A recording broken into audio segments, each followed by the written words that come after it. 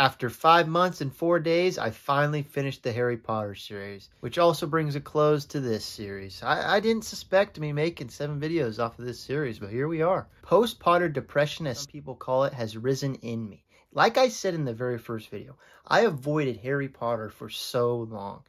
So when I opened the very first chapter, The Boy Who Lived, I was not suspecting to enjoy the series. But I gave it a chance and it ended up grabbing a hold of me, which I can talk about in another video. This video is about the last book, Harry Potter and the Deathly Hallows. The Deathly Hallows had a very daunting task, needing to cover a lot of threads over many different characters and all bringing them together for a tight, cohesive end. So for this video, I will be talking about how well the book did do that, and what I liked about it, what I kind of disliked about it, and how I was right about Snape. First of all, I feel like this book achieved a cohesive end. Yes, some things were never answered, some threads got cut, some characters were used just to drive the plot forward and then just forgotten about, but that's really any story. For the most part, I felt like it covered everything it needed to. It left me wanting more, especially with the epilogue, but wanting more in a good way, wanting more in another book. Not wanting more in the books we already had. Now, that's not saying I didn't want some things. For example, this book was very unique compared to books 1 through 6. It was missing one of its main ingredients, Hogwarts. I enjoyed Ron, Hermione, and Harry's adventure. And the whole series, them three are the focal point. And this book really gives a lot of time to them, which was great. But I missed Hogwarts, or at least many of the other characters that were there. And there were so many new things going on, like Snape being the new headmaster, Luna, Ginny, and Neville leading the DA. There were so many things there that I felt like could have been explored on and expanded on that was kind of missed. Now, this story was very emotional with a lot of highs and a lot of lows. Beginning of this book starts very strong and has a moment that kind of gets lost. The moment with Dudley. Dudley finally showing some compassion for Harry. After that, the Seven Potters chapter was very good and gave some Top Gun on Broom vibes and catapulted the story forward, but also started the very sad reoccurring theme of this book, the theme of death, with Moody and Hedwig being the very first casualties. So damn sad. Why Hedwig? From there, the flow of this book was excellent. I mean, I use the word flow because really the pacing of this book was really flow-like. After the very fast start, it slowed down a little bit with the wedding preparations, but it kept laying new threads and building tension in ways like revealing Dumbledore's controversial past, which took me by surprise, but I actually enjoyed it because it made Dumbledore not so one-dimensional. It gave him and Harry a very interesting dynamic. Now, there was plenty more that happened in the intermission between the wedding and the wedding fight, but pretty much I'm just going to skim over all of that. And once the wedding fight happened, it brought forth a great chapter where a place to hide. And I really enjoyed the coffee shop fight. And Creature's redemption story, a redemption arc, which was awesome and turned him into a very likable character, which was also because, they started treating him better, which is a whole nother discussion. But he really did have a great turn in this book. But from there, the Horcrux chase started, which I felt like never got stagnant.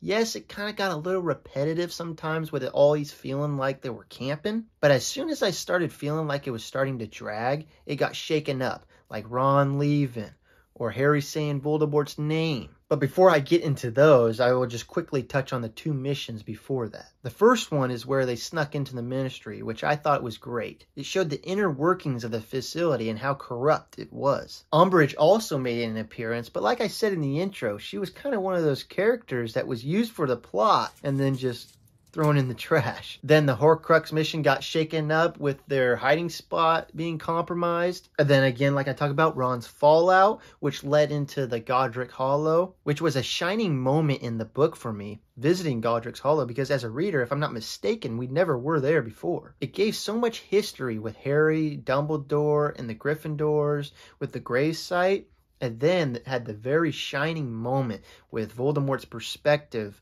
on the night Harry's parents were killed, which was eerie. And the one thing that makes sense now, after reading the whole book, was why Voldemort cared or didn't want to kill Lily. At the time, I quite didn't understand it. And in all honesty, it kind of slid by.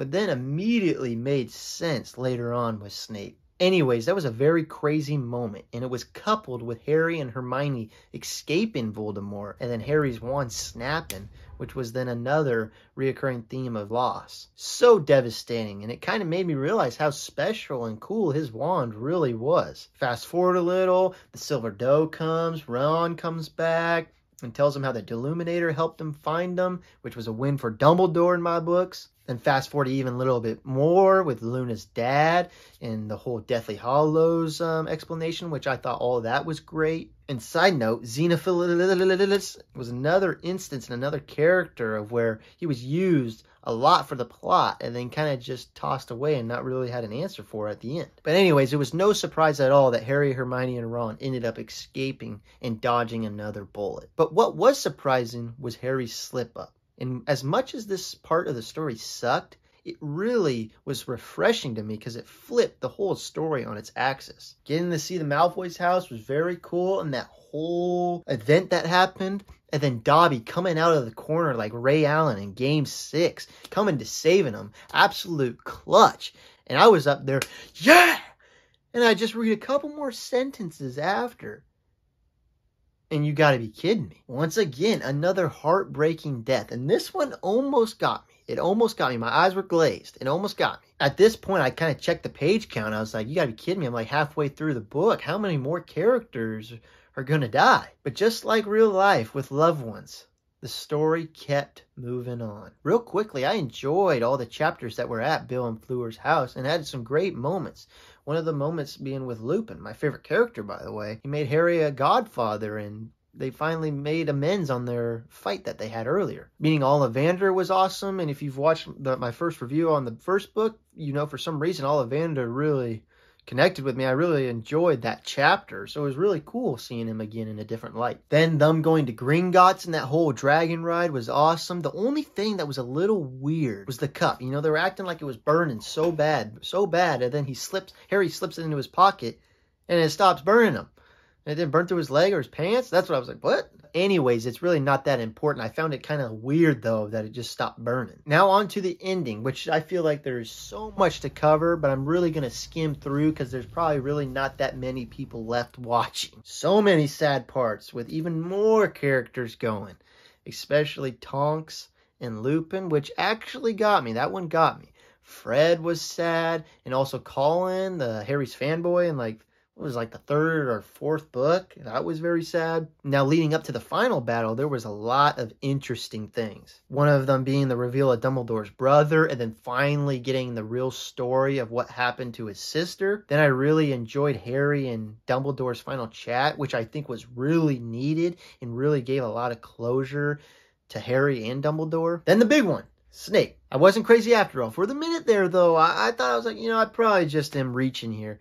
But I wasn't. It took me 7 books to finally fully see a plot twist. Let's go. It was very cool to see the backstory of Snape and seeing that him and Lily's connection that was there. And it made me feel bad for him and understand him in a way. Seeing that Snape is very broken, and that's why he is so grumpy and so rude to Harry and many of the other students at Hogwarts. Which is totally uncalled for, but I can understand it a little now. He was broken. And ultimately, I really feel like deep down, he cared for Harry. He just, like I talked about in previous videos, he had a problem like Sirius separating Harry from James. And overall, he really did have an unhealthy obsession over Lily.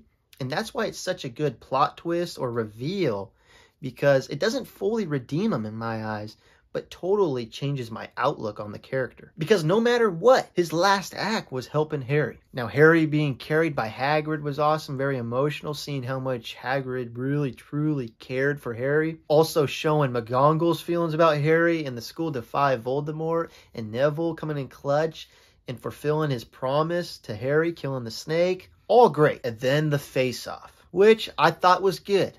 The whole banter between Harry and Voldemort, and then Voldemort slowly realizing his plan is going to astray, was great. However, their overall fight just ended so abruptly. I thought there would be some more. I'm not talking a full-on Anakin and Obi-Wan Mustafar fight, but I thought there was just going to be a little more something. Not just both of them cast, and the wands out of his hand, and he's dead. Boom. I was like, what?